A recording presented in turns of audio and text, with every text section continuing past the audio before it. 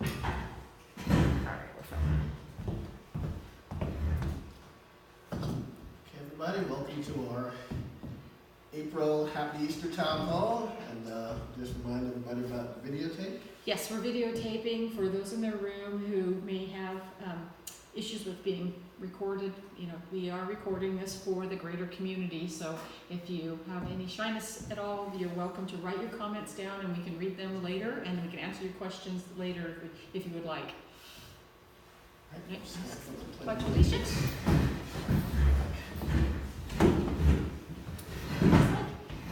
Pledge allegiance to the flag of the United States of America and to the republic for which it stands, one nation, under God, indivisible, with liberty and justice for all. Now, we say the pledge hundreds of times, and every time at a board meeting when you're asked to lead it, that's when your mind will go blank. Oh, what's the word? Right. Not like singing the Star Spangled Banner. Well, welcome everybody, and thank you for coming again. There are a number of handouts that I brought that are over on the table that you can help yourself to, and we'll refer to them a couple of times during the meeting. And if anybody has any questions, you can ask anytime you'd like, or you can hold them to the end if you'd like, and we can answer them at the end. So we're here because of water matters and our community matters. So we'll go over the April meeting, the consent calendar, and informational items. And I will be taking questions down for the general manager to answer. I had asked him at the last meeting if I could have the questions from the previous month's town hall, and I have not received those yet. So hopefully we'll get those soon. As soon as we get them, I can post those out on our Facebook page.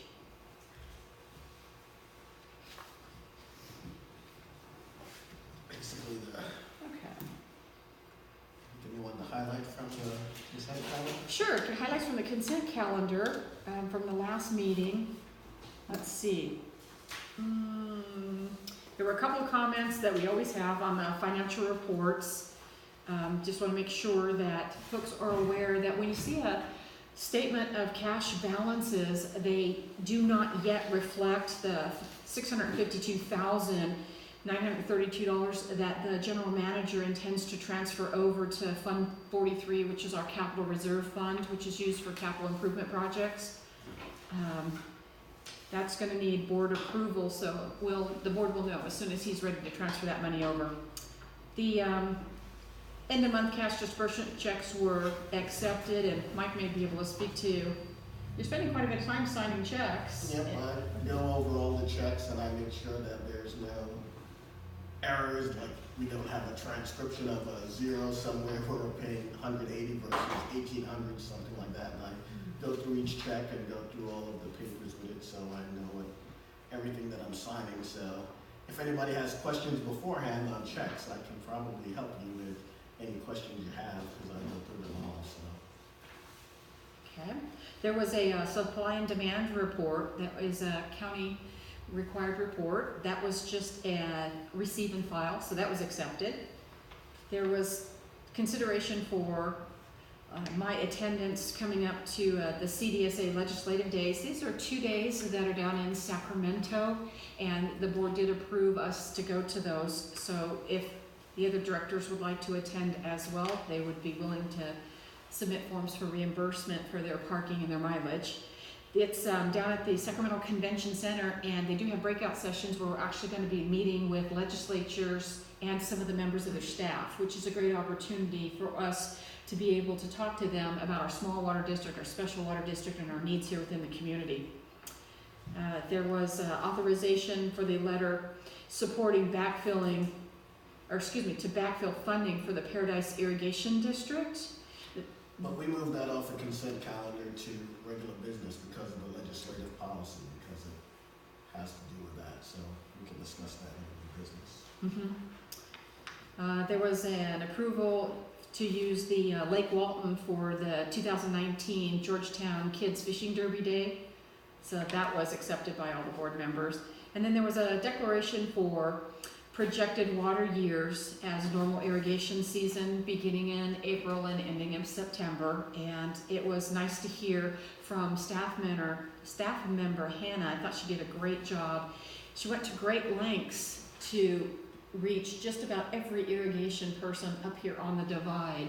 There were quite a few of the contracts that weren't received in time, so she took it upon herself and took the initiative to dig down deep into the internal records and find emails and phone numbers. And she reached out with several MailChimp emails and several phone calls, and she did a great job. So she told us that some of them were late, and there were some that didn't want the irrigation water. There were some that did, and there were others that were waiting in line. There were others that were not waiting in line. So she really did a thorough job. I was really proud of her. She did a great job on that. So that was accepted. Kudos to Hannah. And then we get into the board reports. Fill them in on your board report? Yep, so based on one of the things I reported was Cindy and I are going to the conference, the CSDA conference in June 7th to 10th, and one of the Tuesdays is our regular board meeting, so we asked if that board meeting could be moved to either Thursday or Saturday, so we could all be there. So July. They agreed to move it, kind of, so. We're not so sure which day though. Yeah, we're not sure what day it is, but. It's hard to get them to commit. So hopefully that'll get moved. Yeah, I think they said they were gonna try to find a day that works for everybody, because if it is in July, we have the July 4th holiday, which is a Thursday, that complicates matters. So I asked the general manager, is the office gonna be closed on Thursday? Or are you gonna move it to Friday so everybody gets a 3-day weekend? Because if Mike and I need to leave Sunday to be there for Sunday night's starting festivities and the meet and greet and the agenda items Sunday night at the hotel, we'd like to pick up our board packet material and have it to look at during the evening of that week, which means we need to pick it up almost a week early, or at least 5 or 6 days early. And we want to make sure that we give the general manager and his staff plenty of time and notice so they can prepare to get things prepared ahead of time. So they said they were going to try to find a day that works for everybody. And then I brought up, although we voted not to create a budget committee to go over the budget, because that would only be 2 board members, and we'd still have to bring it up to the other 3 board members.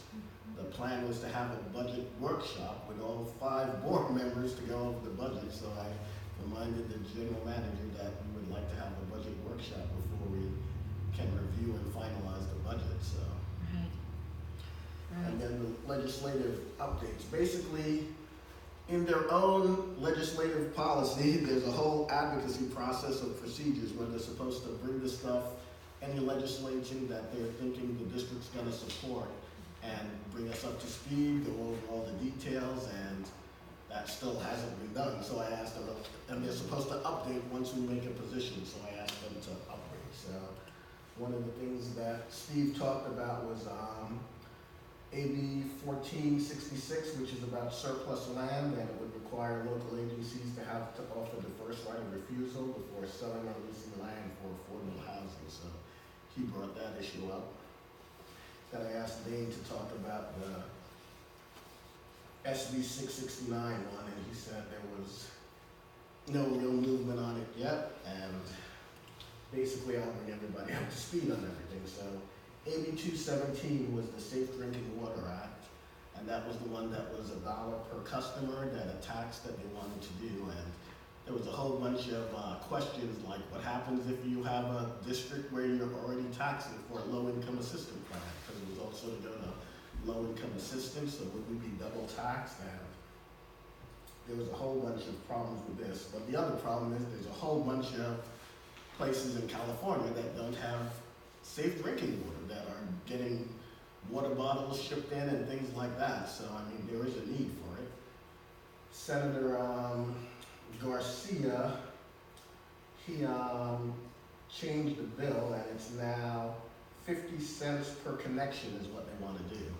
And even at that rate, now it would also impact our inactive meters, because everybody that has a meter is a connection, and we charge them for water whether they have service or not. So that would be another impact. So the one that Aqua recommended that we support, and the one the district did support via the legislative process with Dane and Steve Palmer sending the letter in, is the Safe Drinking Trust. And that bill was submitted by Senator Caballero.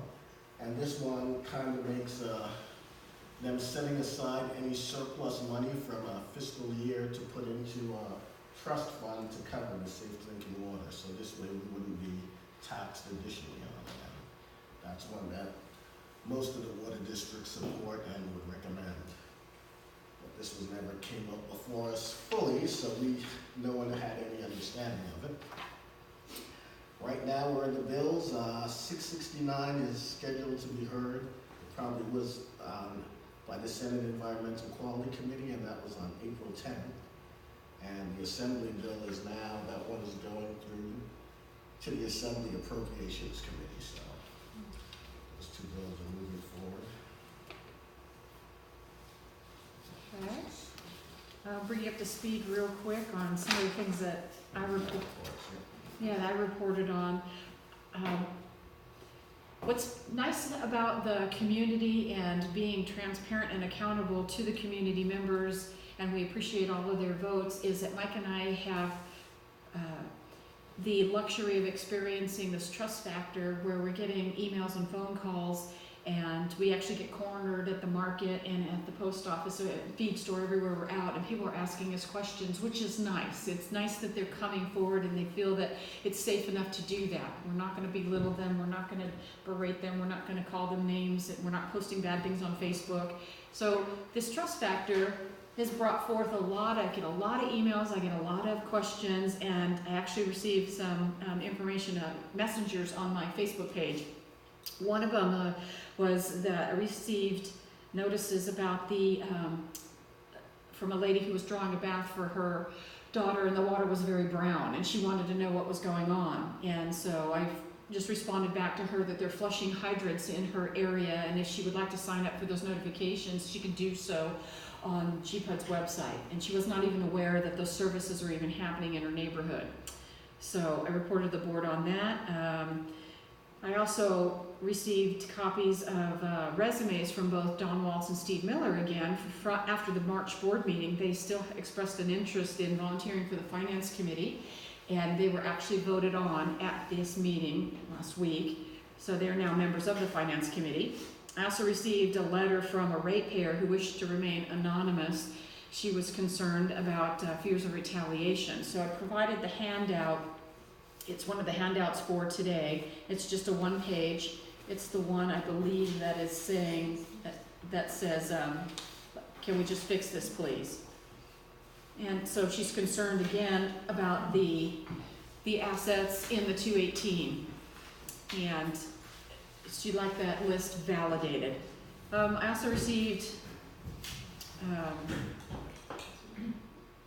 oh, okay, I see what I did. Sorry, make a note here about that one was taken care of. Also, since the Water District lacked a Finance Committee member appointment process, I took the liberty of drafting an applicant evaluation form that I passed out for the board to consider using. And so any applicant that would like to be a member of the Finance Committee, you're welcome to send a resume in at any time. They will accept them at any time. There's no enrollment period or anything like that. We'll take them at any time.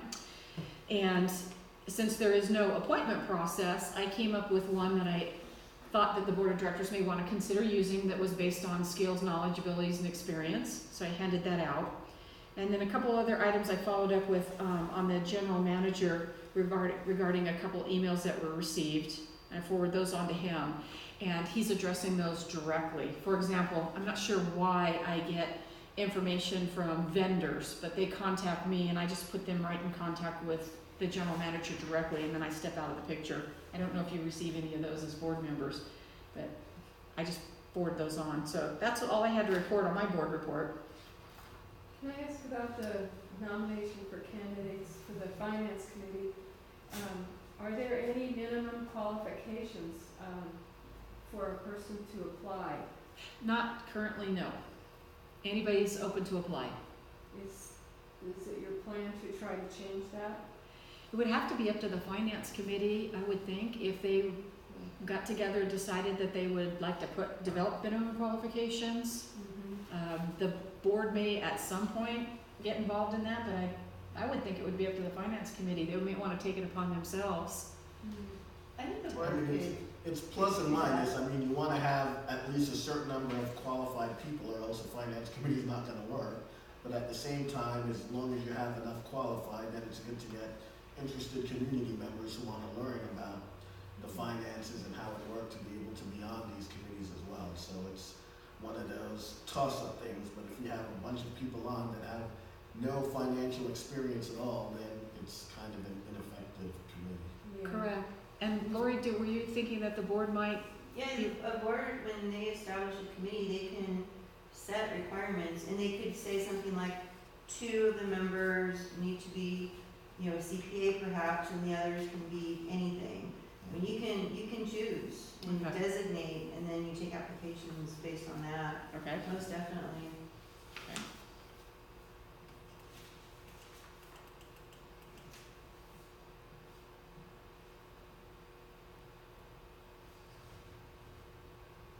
okay. Then it looks like we moved on to new business. Yep, so the board resolutions, and that should be April, not February. So the first was the 2019 irrigation applications, and we approved all of those. And the difference was this year we were down about 13.5 minus inches, and the year before was 53 point something. Yeah, so- 53 inches. So we're down. That's a total of 70.5 inches since the rate hike took effect, and that equates to, at current pricing, about $54,000 decrease that the district is bringing in. And what it also may mean, and what I pointed out, is that it may mean that the drinking water customers could be subsidizing irrigation customers at this point, and the budget may need to be amended to cover such a loss. The board of directors may need to consider rate adjustments so that we can sell more irrigation water to help out the customers, the environment, and the increased revenues. Because the rates went up, last year we didn't see a decrease in revenue, but this year we're down about 15,000 average, but I missed the first part of this. You all are saying that they're selling less water now? Irrigation water, yes, because they tripled the irrigation rates when the rate hike took effect in January 2018.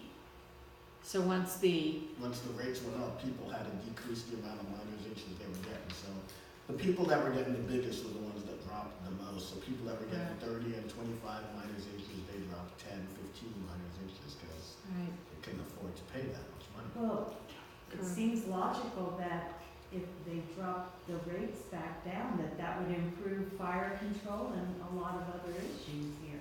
Correct, and that's what the community has been requesting for 2 years now, is that the board consider that.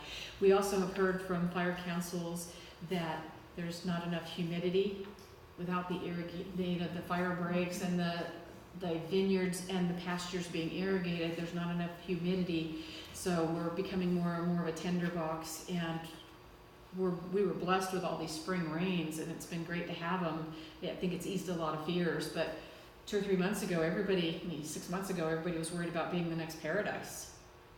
So it's a concern, and it's a serious concern, and I'm hoping that the board will be taking this into consideration coming forward in the future.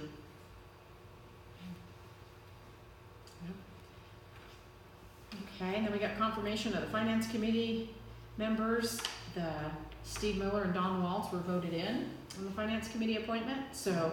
We had to make sure that we were starting from square one again because it's rolling applications. So each month you should review all the applications that you have and re-vote on it. And it was set up to be a continuation of breaking the tiebreaker of the previous month's vote. And that would just leave 2 candidates out of the 3 that were there. So that didn't make sense, I didn't think.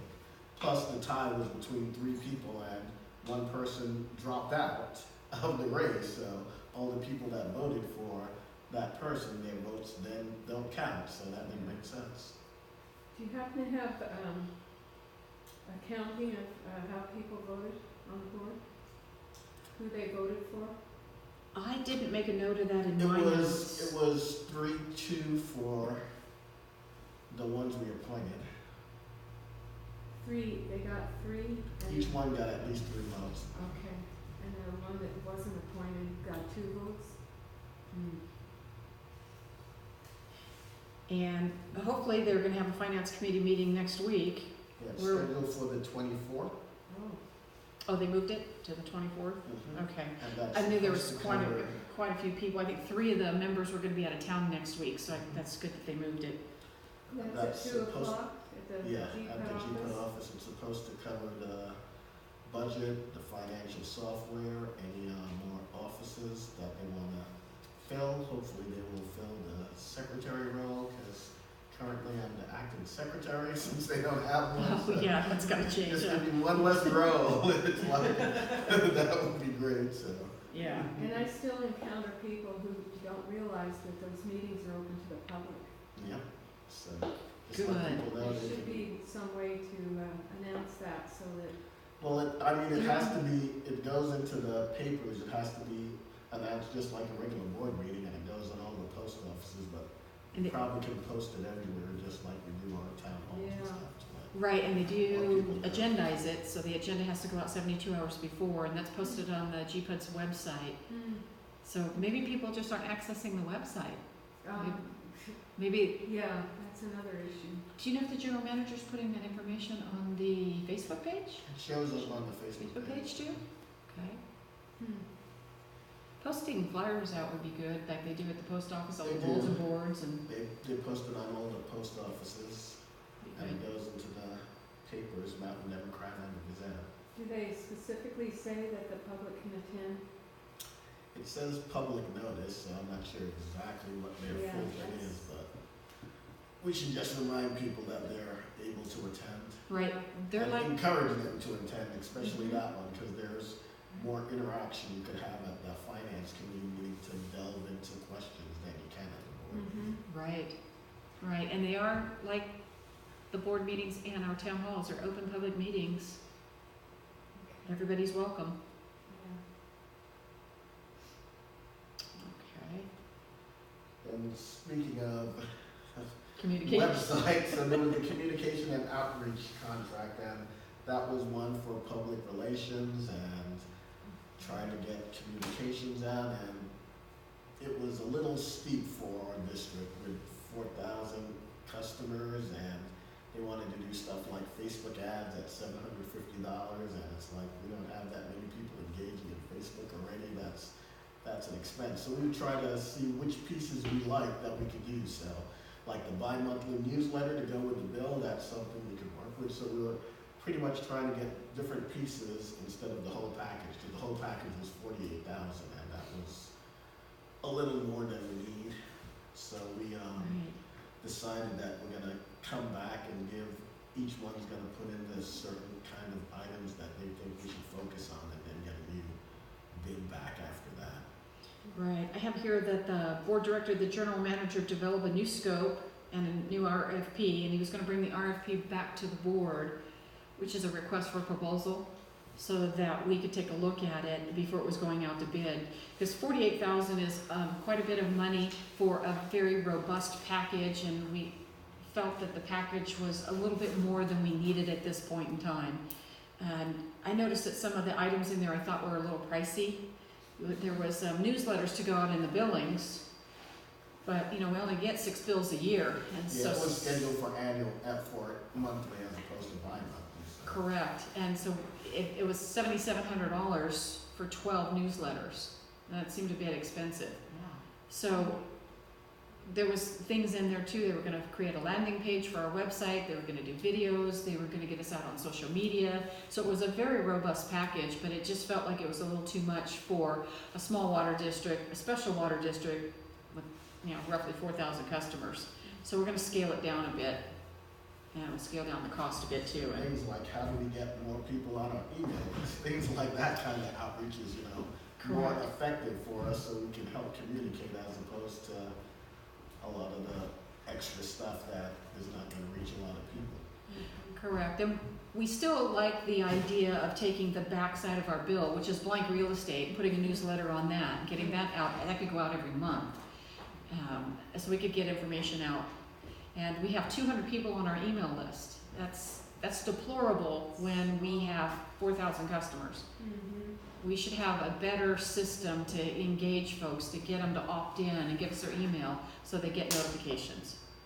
So there's some work to be done. Because that was the plus and minus. At one side, we had a customer complaining that they got no notifications about the flushes, and on the other side, we had a customer who was thanking the GM and Adam for sending him email updates about the upcoming flushes. So if you're not engaged into the system and don't have an email notification, you don't know what's going on. Right. So we'll have to keep you posted on how that one proceeds forward.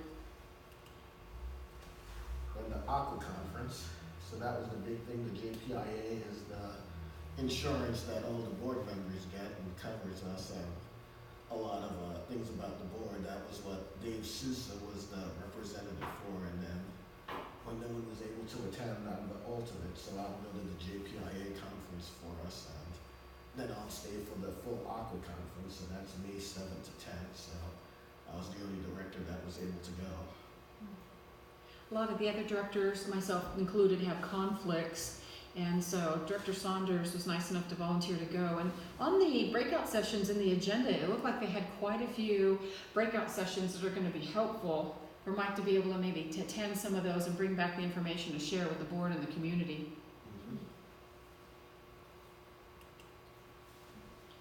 And the LAFCO special election ballot, so I was nominated. There's 2 openings up on the LAFCO board, and that's Local Agency Formation Commission of our county, and there's one in every county throughout California, and they pretty much deal with all of the zoning regulations and special district regulations, and if there's going to be a new special district forming, like one, that's a possibility. 2 possibilities is a new electric utility. That would be one if PG&E kind of is unable to continue, and even a broadband one, an internet one. So there are sometimes new utilities that form, sometimes 2 are, you can merge special districts and all kinds of zoning requirements for permits and things, so that's what LAFCO deals with. So there's a seat open for a special district member. So there's 2 seats. One is the actual member and the second is the alternate. There are 3 nominees this time. Holly Morrison, who's in Cameron Park. She's the current incumbent. Myself and Michael, what was his last name? Yeah, we didn't end up voting for him, so I didn't write it down. Well, we ranked him 3rd, so we did vote for him. Oh, we did, that's right, we ranked him 3rd, but only 2 count, Yeah, right? so you put your top 3 rank, and at the end of it, they'll let us know who's the new board members for that, so. Correct. The 3rd candidate, as I remember, is on our El Dorado County Sheriff's Department, works here, but he lives down in another area. Right. And there was, I think, a general consensus that we wanted to have representation from our district area. That's how we ended up voting the way we did. Are there any special qualifications for that? Not really as well, but I mean, it's the same thing. You want to kind of be knowledgeable of what LAFCO does as well, so you're not going into it totally blind, so. So I've been going to LAFCO meetings and I've been researching that as well. So it was before I got nominated, once I saw it was coming up. And the legislative policy reviews. That was the thing I brought up, so I still, it didn't pass, but I mean, so what happened was I was going through my emails one day and I saw the district's position on SB 669 and a letter that went to our assemblyman saying this is what the district supports, and I was like, how can the district support this? It never came before the board, we didn't vote on it.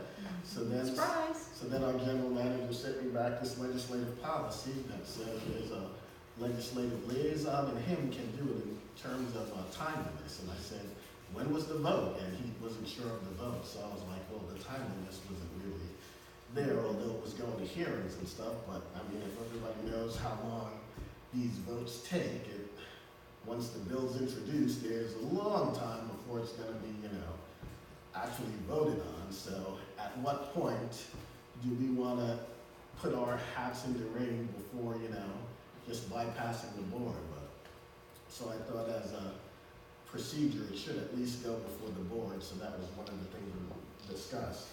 So one of the main things was the legislative liaison is a board role, so that needs to be a defined role in the its own resolution.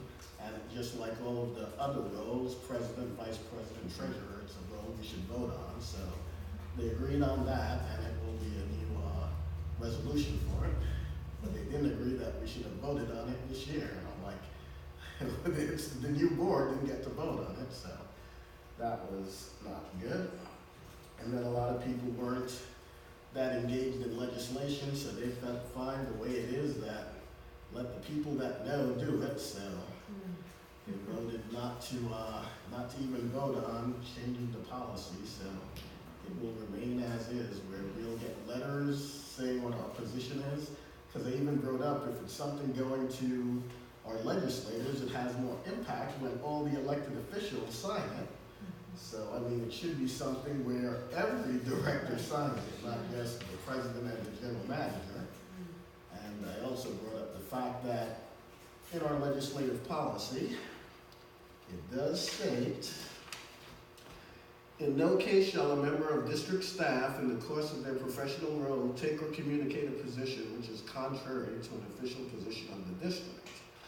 So the general manager is taking part in governing of our policy, and he's also in control of the staff and controlling any consequences if they are in opposition to the district position. So I said that's kind of a conflict, and that's why it needs to go before the board. But they didn't agree with that either, so. That's unfortunate that by agreeing to not revote, they're discounting the other talents that the board members have on the board. For example, I've done bill analysis for years, and I've written permits and I've campaigned for current permits that have been beneficial to State Water Resources as well as Department of Water Resources on some of our permits. I've gone down before some of the boards, the Lahontan Board and the LA County Water and Power and the other LA boards that are in charge of some of our Southern California reservoirs where we had some NPDES discharge permit issues going on, and I was successful in negotiating some of the permit limits and the permit restrictions to get us out of some certain fines that we were subject to. There was a particular situation where one of our power plants, which is on the north end of Pyramid Lake, when the water comes out of Peace Valley Pipeline, runs through the plant, generates electricity, and then it goes into the lake. Well, for some reason, way back when, the regulating body down there held us to a discharge of raw water. This is raw water that comes out of the delta, down the canal, down the valley, through our generating plant, and into a lake.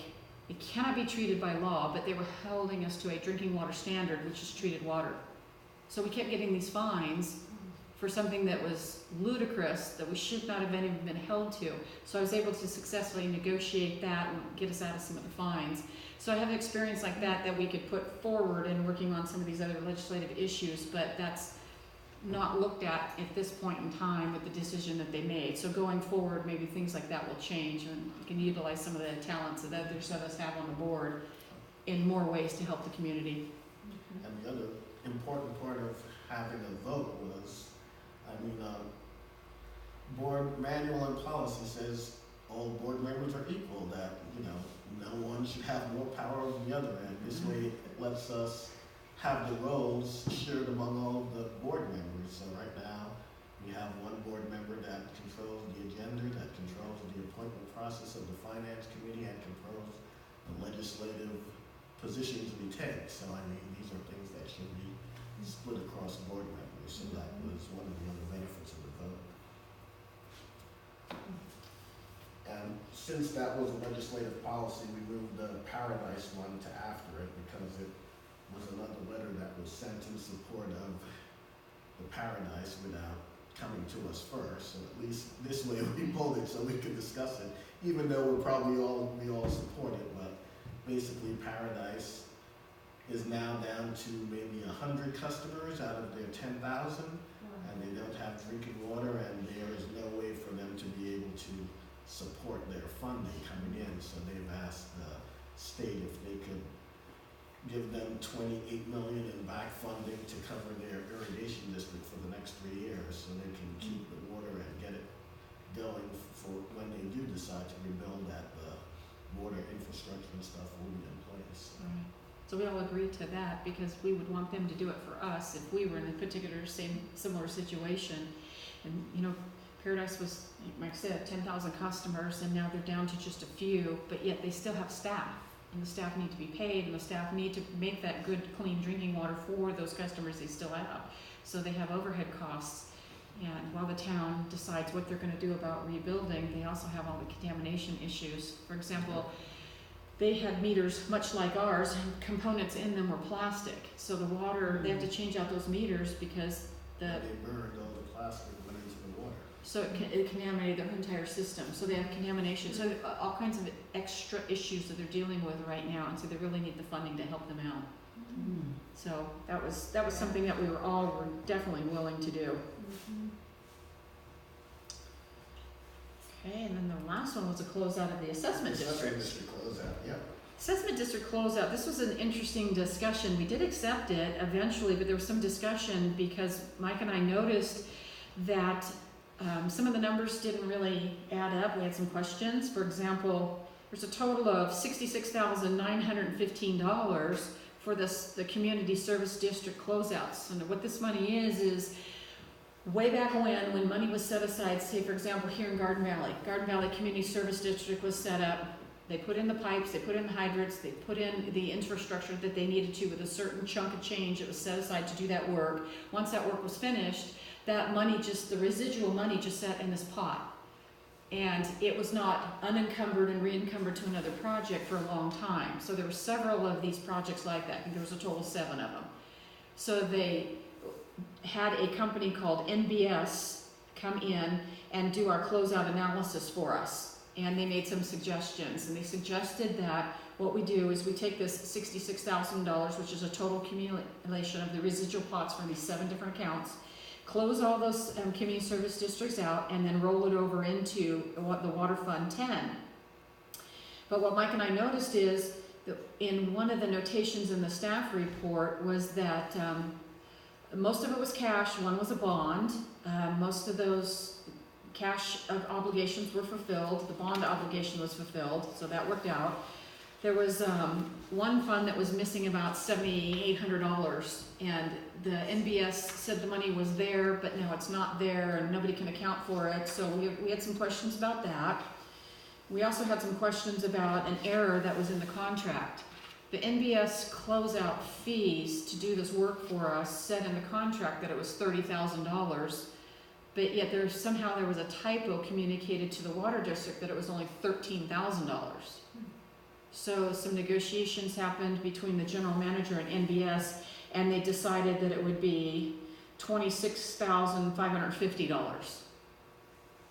So when you add everything up and then you do the subtractions, what the total amount that they're going to be closing out and moving over to Fund 40, Fund 10, the water fund, is $40,365.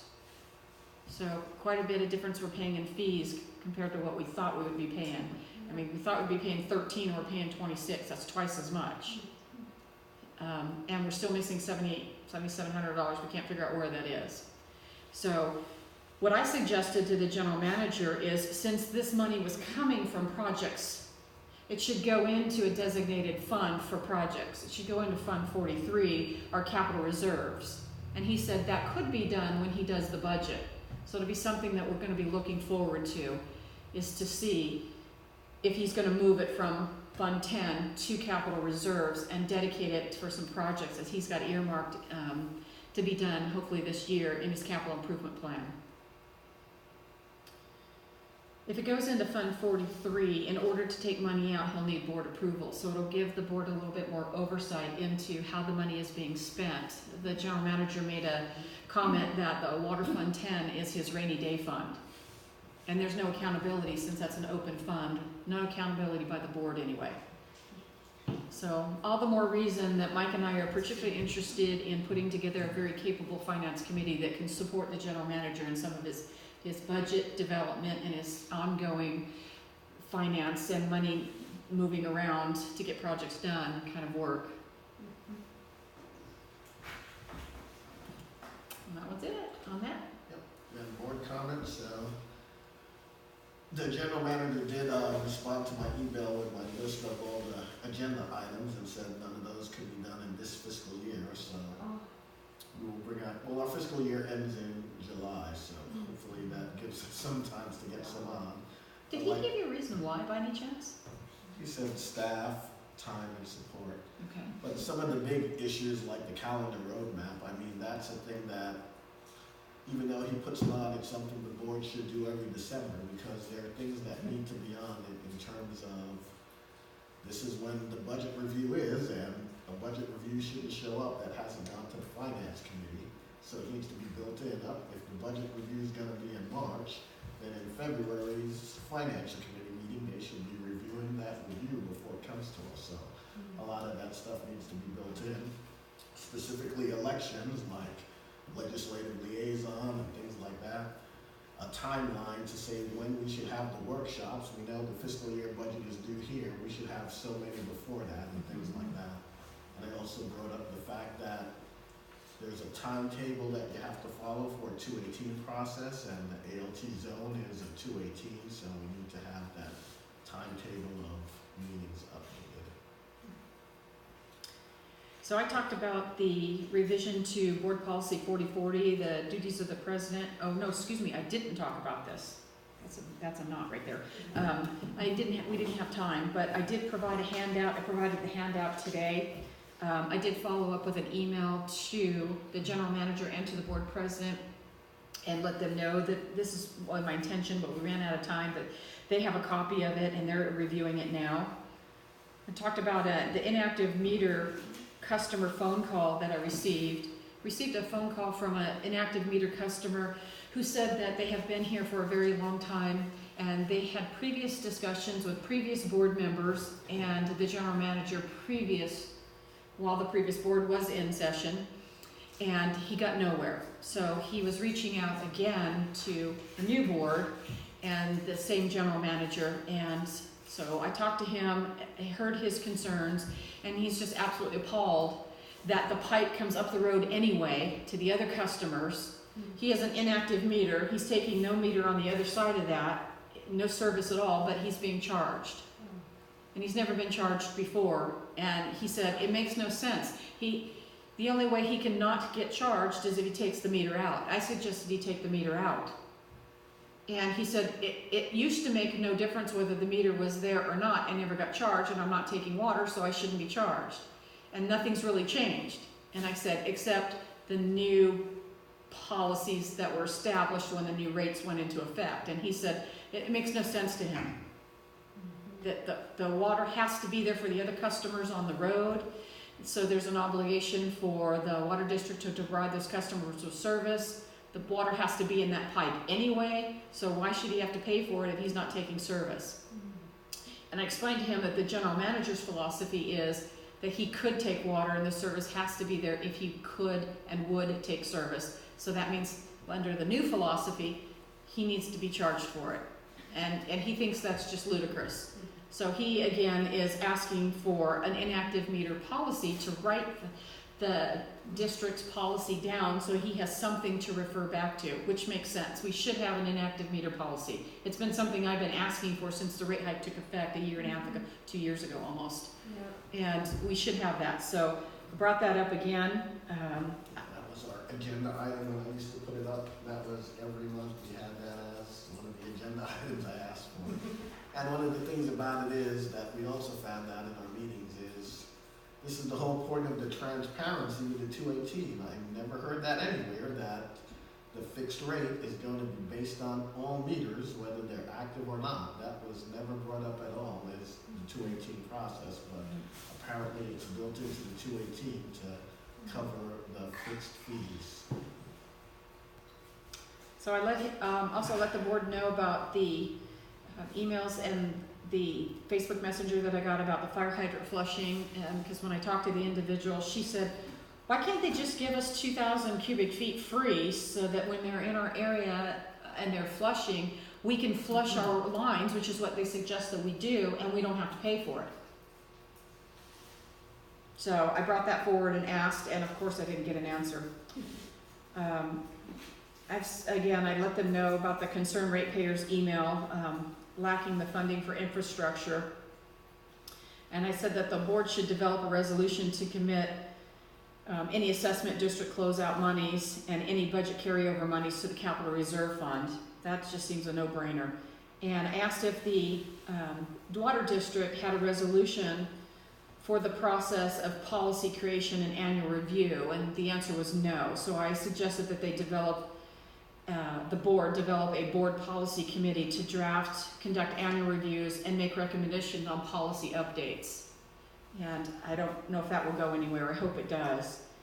And then I turned in one of my handouts that I always turn in is a running list of the items that I'd asked to be put on monthly agendas that have not been put on monthly agendas. And again, it included the finance committee. I think we still need to come up with a policy for how we add or remove our volunteers. We need to figure out how we add them, an appointment process, and how we remove them. Mike and I came up this year and said, well, we're resigning, so you need to come up with a resignation type of procedure for getting off the finance committee. We need to talk about roles and responsibilities, revising the current resolution, and again, developing an appointment process. So I brought that up, turned it in that we need to talk about the irrigation ordinance. I'd like to find out what the status of that is. We've had 3 workshops now over a year and a half, and we still haven't got an ordinance finished, and there's been no status update on it. So I asked, what are we doing about the irrigation? Again, I put on there about the inactive meter policy. We need to evaluate the customer's needs and their cost, figure out the district's cost, and the next steps in developing a draft inactive meter policy for the board to review. And again, talked about the assessment closeouts, moving the money to Fund 43, the Capital Reserve Fund. And then I want to find out what's going on with the ALT zone discussion. We know that the ALT zone customers for their wastewater continue to be overcharged. We're more than $1 million in that reserve account in Fund 40. The district has still not provided the individual different types of lots. There's 4 of them. There's developed and undeveloped with a community discharge system, the CDS, and then the non-CDS. So there's 4 different types of lots in there, and those individual lot owners have not been told their cost of service. And so I'd like to find out what's going on. We had a budget, we had a rate study workshop, and we all know that the rate study was based on old numbers, not current numbers. And there was questions about it. There was many questions from the community. I'd like to find out what the district and how they're evaluating those questions. So we need to find out what's going on with the ALT zone. Will that be reviewed by the finance committee? They said there was a new, they had new studies and numbers that they were going to present to us. So Okay. we'll wait to find out. So, looking at this from the outside, there's either one of 2 things. And I just say it out there, there's either mismanagement or incompetence happening at the board or at the staff level, or there's some criminal activity going on at the board or at the staff level. Anyone looking into that? We're trying to.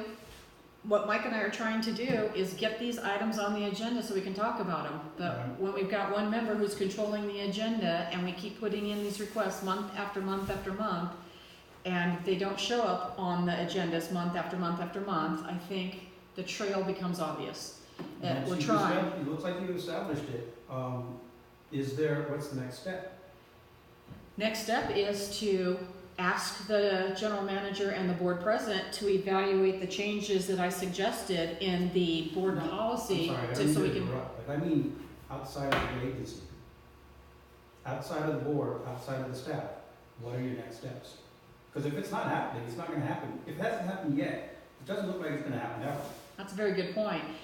There could be a number of activities going on that Mike and I may not be aware of. For example, the homeowners association within Auburn Lake Trails could be doing some work on their own. They could be doing some investigation and talking to the Central Valley Regional Water Quality Control Board about amending the permit to take off the community, the non-community service district. Say, for example, if I'm a homeowner in the trails and I have my own leach field, my own septic system, I may want to maintain that myself at my own cost as a homeowner, like I would my windows, my siding, my roof, my doors, my gutters, my driveway, my refrigerator, whatever. I may not want to have to pay GPUD an excessive amount of money if I think I'm being overcharged for that to be inspected, if I could do it myself. So they may be taking some independent action themselves. I don't know if they're doing that. There could be other information from the staff that we could get, hopefully as directors, and that we could maybe get and find out what they're doing on this to reevaluate with the new numbers and the current cost of service, and if they're looking at doing it by individual lot. Other than that, I'm hoping that we can make some changes as a collective board, a 5-member team, to say, yes, let's make some changes to the board policy. It's obviously not working. Let's look at how we get agenda items on there, so we get agenda items on there so that we can start talking about it. Maybe collectively as a board, we can make some decisions. I'd like to work together as a team to address it with 5 board members if we can. It's just change is a slow process, and we know that there's a lot of people who don't like change. In the meantime, is there a safeguard on that pile of money, that 1 point whatever million that's in the reserves? Is there a way to keep it from being taken out and used in other ways? There is, and that was a question that came from the last month's board meeting. Somebody had asked, why can't you just freeze Fund 40? Just freeze Fund 40, stop spending money out of it until you figure out what you're gonna do with it. If that's the customer's money, and it's been that way for more than 10 years that they're being overcharged and it should be returned to them, let's figure out a way to how we return it to them. So let's freeze it, and so that we can give them back their money. So that question is still yet to be answered by the general manager. I haven't received those answers back. So that was one suggestion that was made.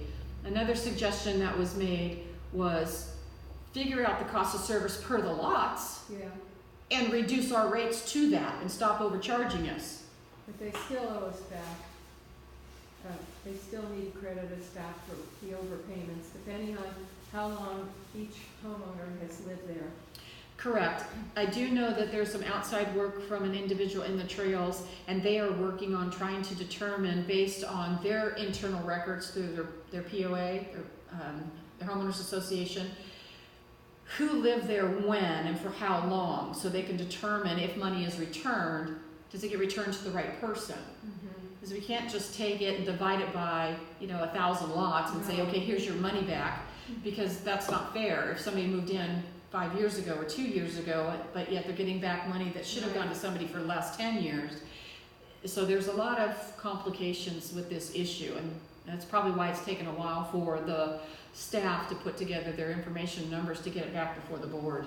Meanwhile, that reserve, is that paying Adam's salary?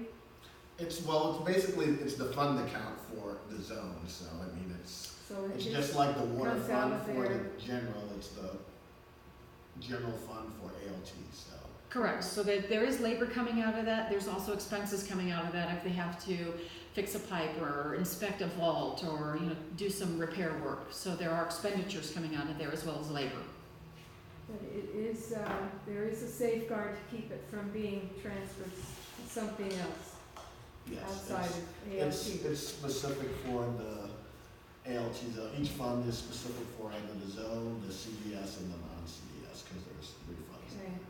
Correct, there's 3 funds there, 2 are restricted, 1 is not. So Fund 40 is unrestricted. So the general manager can take funds out of that for the work that's being done in that area. Okay. The other 2 are restricted funds, so if he needed to take money out, he would have to come for board approval. Okay.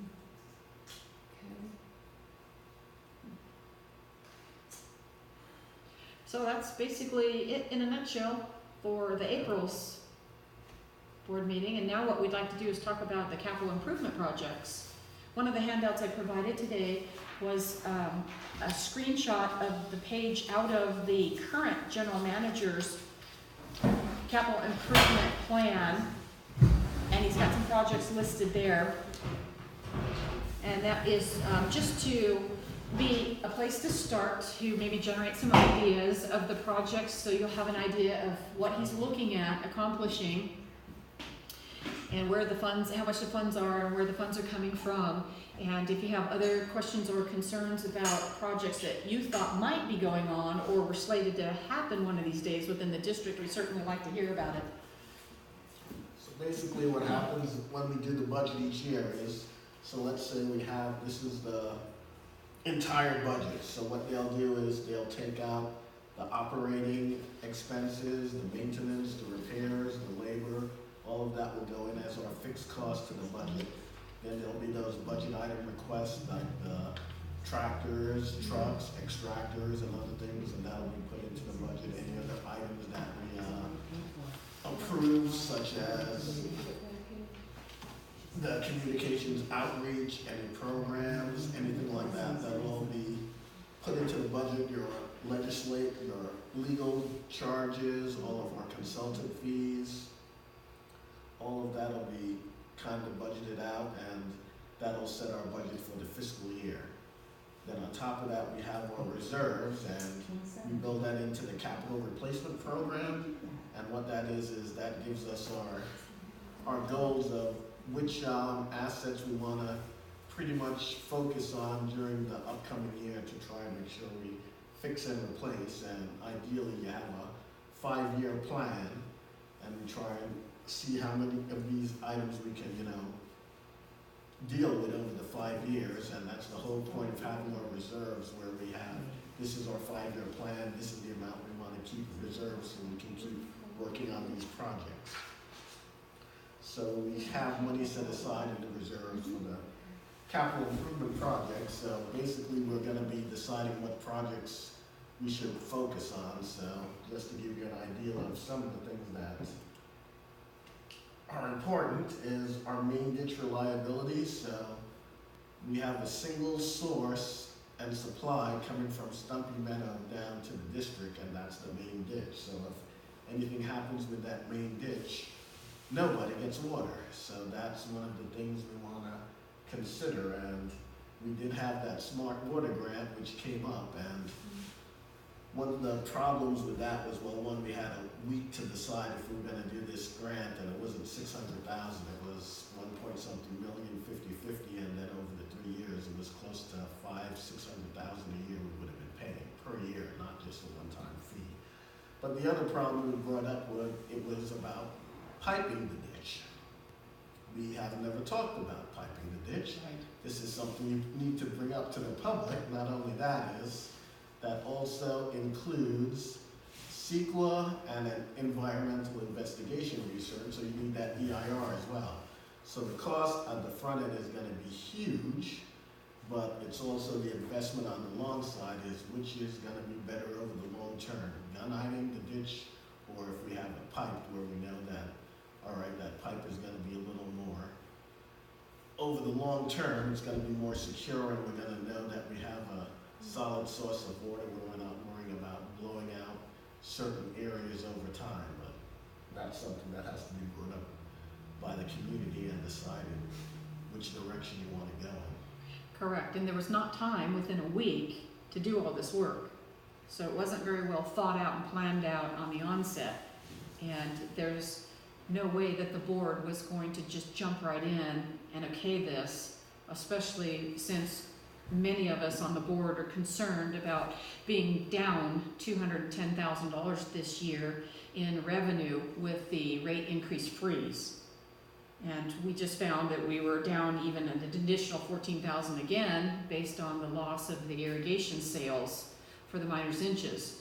So we were reluctant to jump in on a project that was not well thought out, not well planned, that was going to take a huge amount of time and investment up front to address CEQA and NEPA issues, environmental impacts, and the community. It was just not going to happen in a week. So remind me how the vote went for that SMART grant, because it was turned down. Correct. But wasn't there somebody on the board that voted yes on it? I'm sure there were people that voted yes, but It must The have been majority- two, right? the majority voted against it, so. Okay, because I heard a criticism that it was poor judgment to turn it down. Yep, and even once a decision is made by the board, you kind of have to, it's a board. So even though you may oppose this decision, you can say that, but I mean, in terms of poor judgment, you are part of that judgment, so Mhm. that's the problem with it. But there is, I mean, we all know that the ditches are a single source of water, and that's a concern we all have, but you have to be prudent, thoughtful, fiscally responsible, and do all the research and stuff. You can't just throw it in and do it haphazardly. You have to really make sure there's a plan that's gonna keep you financially and set for the future in terms of what project gets done. Yeah. Correct. And so the grant money, now that it's not available to us since we didn't exercise our right to take that with this project, doesn't mean that we should stop talking about this project. Mike's absolutely right. Mhm. We need to start planning for this project. And in fact, EDPUD is doing all the Farm Bureau reclamation grants right now because they continue to come in all the time, and that's one of the things they were working on, so Mhm. that's still out there as well. So it's not like the federal grants are going away, they will Right. always be available. And as we brought up before, the county grant is available for us as well, and we were also flagged as being one of those disadvantaged communities, and our main concern was being that single source, so that's also on the radar as one of the projects to fund, because they know that that's our supply of water for the district. Is there anything on here that you feel should be, anything missing that? Well, this is what, so I mean, if you guys can come up with stuff. Another thing that we'll bring up is an accounting software upgrade. So if you saw even in the last meeting, there was just a number of errors we find, and things are kind of printed out in like almost dot matrix, and there doesn't seem to be, it's a hard software to use. There's not a lot of integration, so that's one of the things that'll help with getting all these reports out better, putting things in like an encumbrance automatically where they know this is how much is budgeted for it, so it gets flagged immediately. Oh, you can't purchase this because it's would exceed the budget. So things like that are good things to consider in accounting software, especially a capital management plan to put in there as well.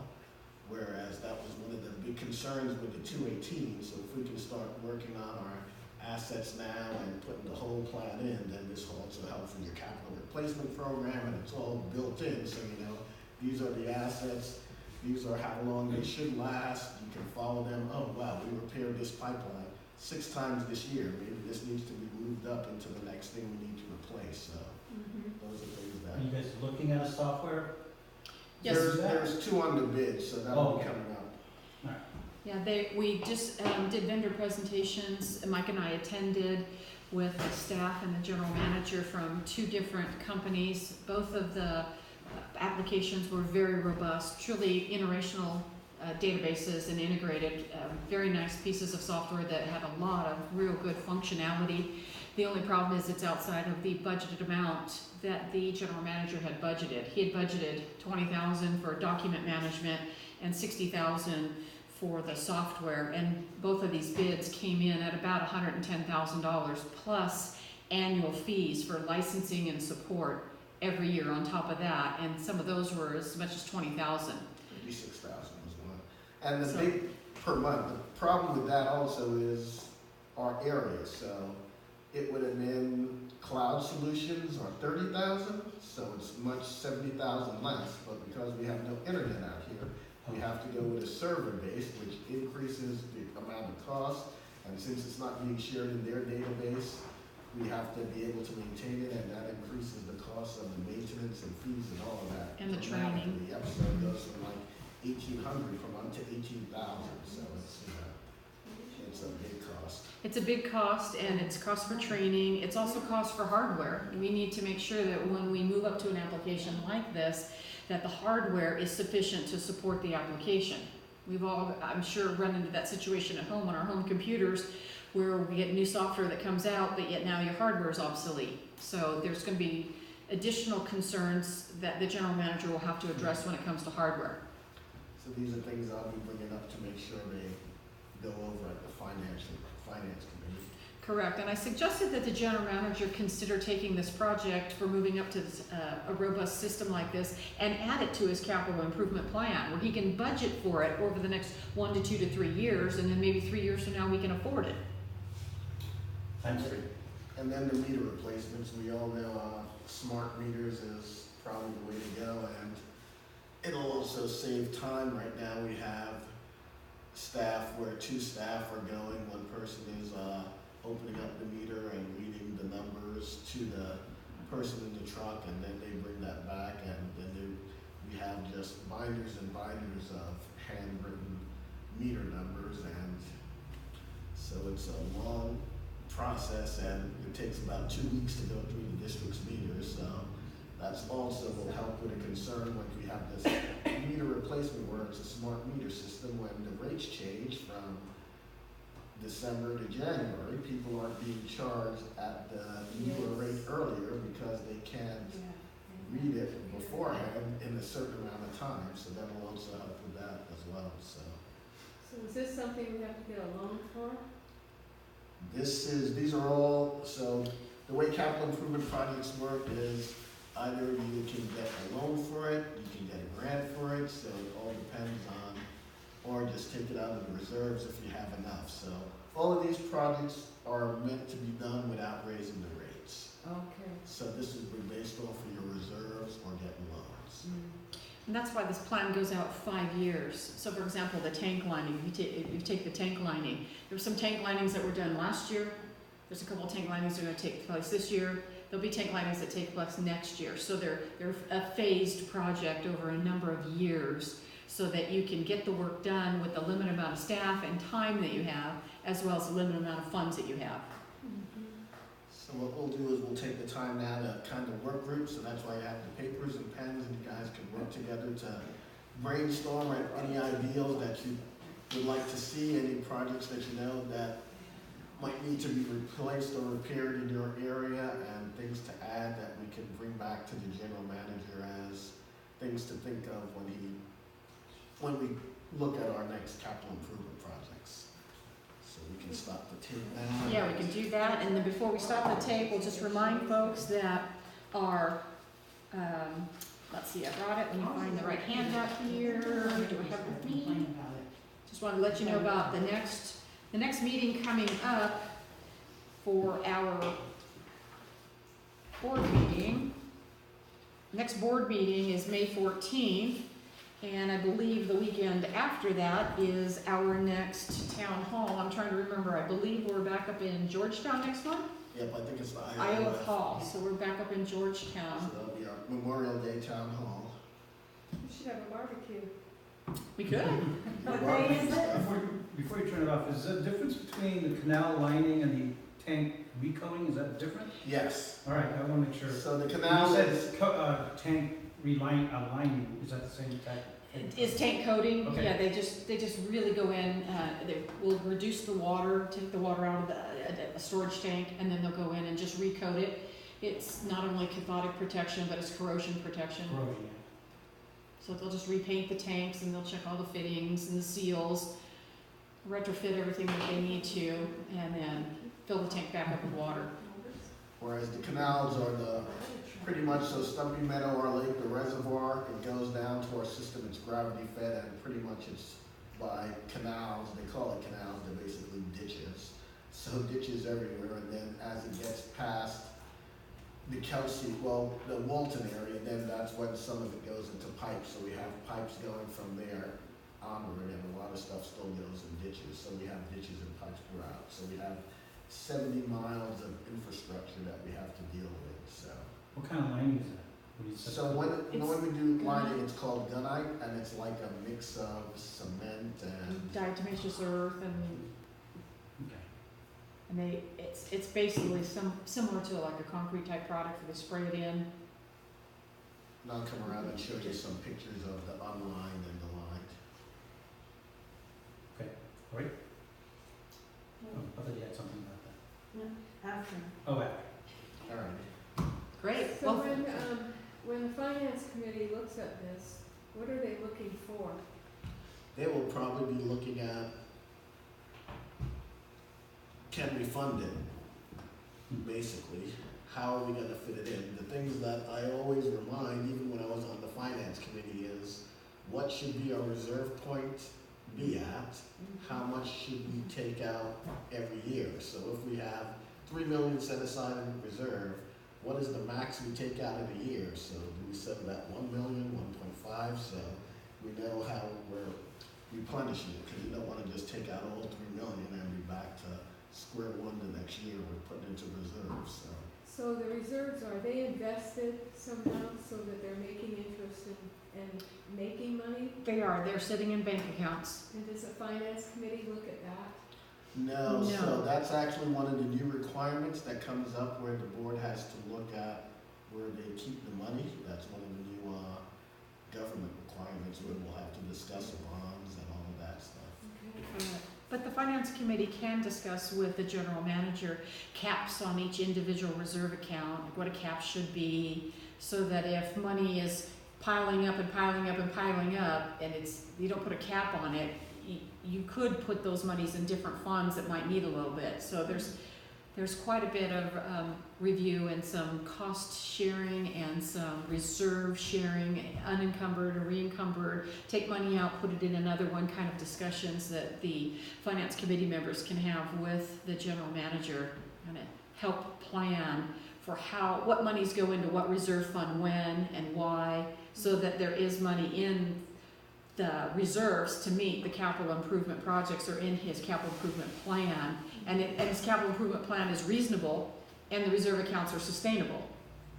We want to make sure that the depreciation amount and the funds that are coming in, like for example, the closeout districts from the community service districts, that money going into Fund 10, which is his rainy day fund, he can take that money now and he can put it into different reserves for different dedicated projects like the canal lining or the tank recoating, or possibly the smart meters, things like that. So, for instance, they're looking at getting a loan financing for the meters, so that's 1.7 million. But let's say Cabby decides that they're gonna do meters for the Cabby area, because they know that's something that's gonna save time, labor, and money for the entire region. They may add a grant or funding to it. So if we get a grant or fund on top of that, then that'll help reduce that overall cost. And once we get that grant, now this kind of changes our capital improvement where we got money in, so now we have to look at the whole budget and our whole cost and rates again because we've changed stuff. So that was one of the things that Steve Pro was talking about. When every time you get a grant, you have to relook at everything again because the money you thought you were getting changed, now you have extra money. So Are these prioritized? Is there a rating system for what should be done first? nope. no, there's not, and there should be, because we know based on the asset list that was included in the recent 218, with the year that some of the items were placed into service, and with the age of those particular items, we have items in our infrastructure that are well beyond their historical life, and they need to be replaced. So there is at least a good starting point for us to look at our assets, how old they are, how long they've been in service, and we can prioritize that list and maybe take that into consideration with these types of projects. The other thing that they can do as well is take a look at the maintenance the emergency maintenance and the routine maintenance that has gone on in prior years. For example, if we know a particular area of a ditch it keeps having problems with erosion and it blows out and we have leaks or seeps, and we keep repairing it year after year after year after year, that might be an area we want to go ahead and just gun A and line. So there's information that's out there that I'm sure the general manager is considering when he's putting together his list of I can projects. share with you the information I gave to the general manager about a capital asset management program. And what that does is every year that we have to review our capital assets, which pretty much goes over the status of all of the assets and how many times they were repaired and things like that in terms of knowing what to prioritize next. Great, well, thank you very much, everybody, for coming. Let's do the work report. Yeah, let's turn off the tape.